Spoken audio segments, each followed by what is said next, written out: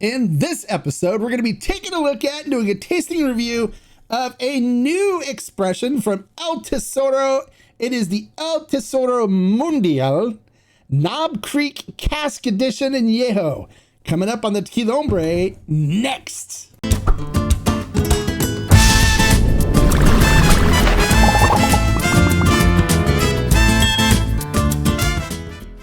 Hello and welcome to this episode of the Tequila Hombre, where today we're going to be taking a look at and doing a tasting review of a new expression from El Tesoro. It is from their Mundial collection. It is their Anejo that is aged in Knob Creek rye casks.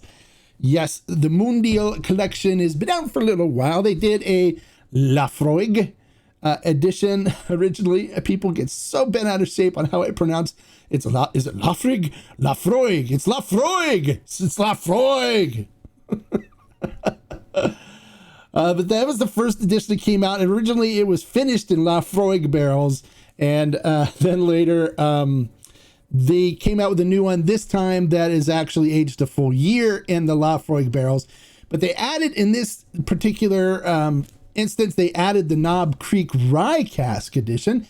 And so that's the one that we're going to take a look at today. So this particular expression was a collaboration between Fred No, the master distiller for Jim Beam, and Carlos Camarena, the master distiller for El Tesoro. Both are owned by Beam Suntory. Yes, Beam Suntory. So they worked together in a collaboration where Carlos would put the Blanco, the white tequila, into the barrel and then age it for a little while, and then pull a sample and send a sample to Fred No, of course, under the supervision of the CRT, of course, because you can't take anything or open up any barrels without the supervision of the CRT.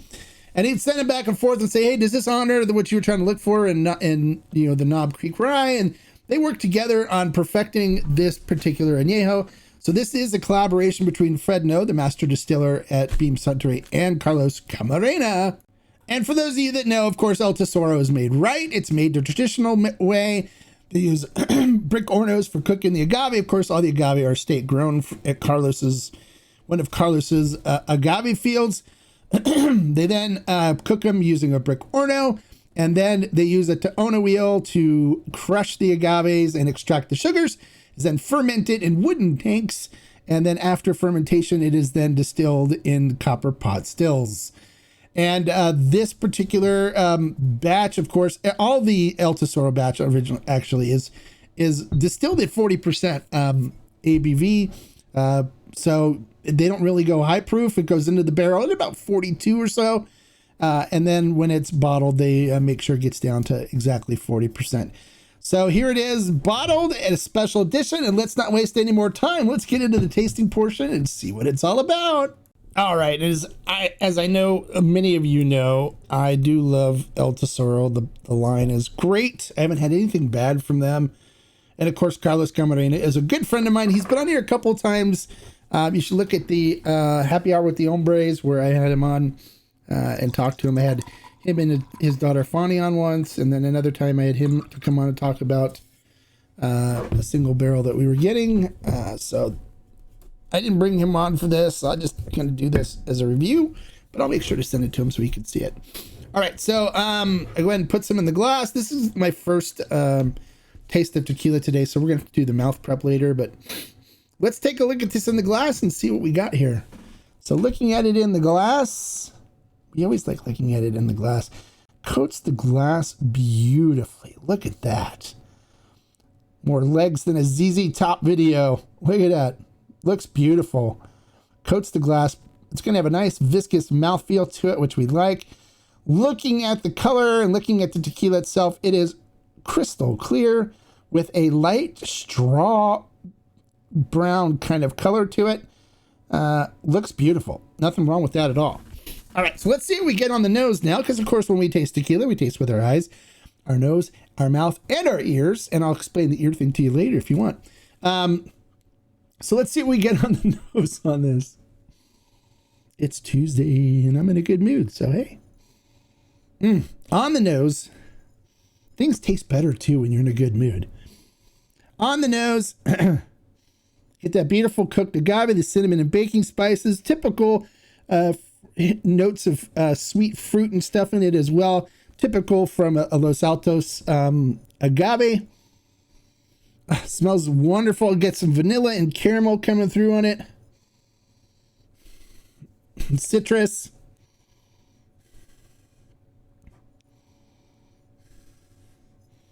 So it's a little on the sweet side, which is actually kind of nice. The sweet cinnamon, and it's very robust on the nose, which I like.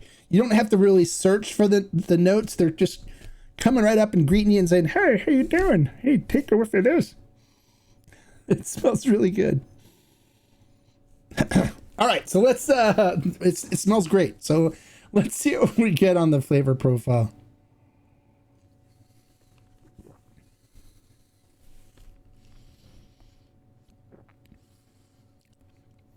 Have to acclimate the mouth, of course, to 40% alcohol, and it's going, what the hell, man? Burns a little bit.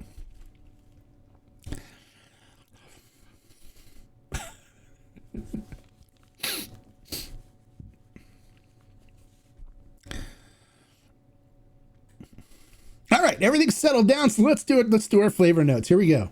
Salud.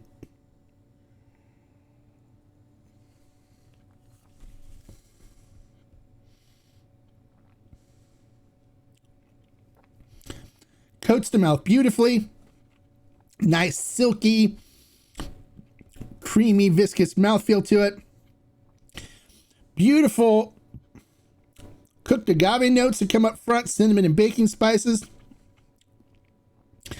Followed by a really nice kind of spicy rye color. If you ever worked with rye, it's kind of an interesting grain to work with. I've done some rye beers before, and I love the kind of spicy rye flavor that you get from that. So you're getting some of that Knob Creek rye notes that come in, the spicy rye notes, followed by some pepper, some black pepper. Definitely nice vanilla notes. Let me refresh that.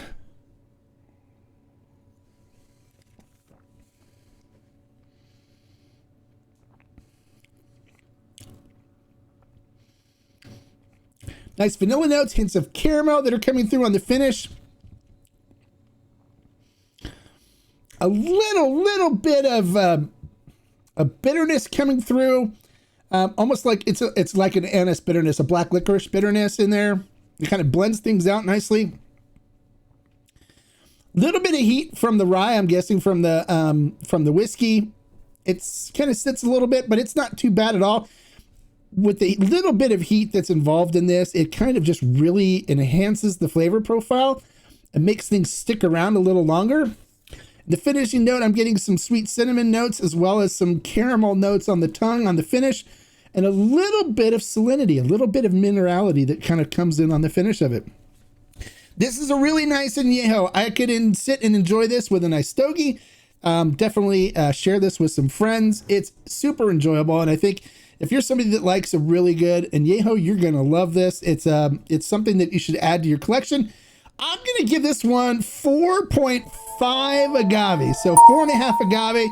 Really solid añejo. I love the way that the agave is still king on it, and there's just enough barrel presence in it to really treat you to something nice. And then that rye spiciness that I like that comes through on it is really nice as well. So there you go. If you like the information I shared with you in this video, make sure you click the thumbs up and give me a like. If you're new to the channel, bienvenido, welcome. We'd love to have you become part of our community here and be able to comment and stuff on our videos when we post them. So make sure you click the subscribe button right there and the notification bell next to it so you'll get notified every time I post a review video or go live with a Q&A live stream or other live stream. We'd love to have you comment and be part of our community. And like I always say, life is too short to drink bad tequila. So hey, if you picked up a bottle of El Tesoro Knob Creek Cask Edition Anejo, you're doing good. Salud. Bye, guys.